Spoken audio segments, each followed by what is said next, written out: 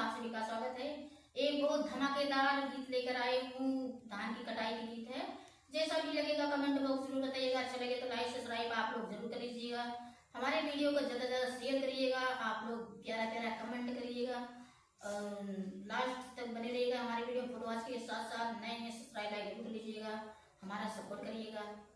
और गाने चल रही हूँ, गाने का आनंद एक बार जरूर आप लोग उठाइएगा। पिया धनवा कटैदा बेमार बटीना, पिया धनवा कटैदा बेमार बटीना, पिया धनवा कटैदा बेमार बटीना, पिया धनवा कटैदा बेमार बटीना, पिया धनवा कटैदा बेमार बटीना, पिया धनवा कटैदा बेमार बटीना, पिया धनवा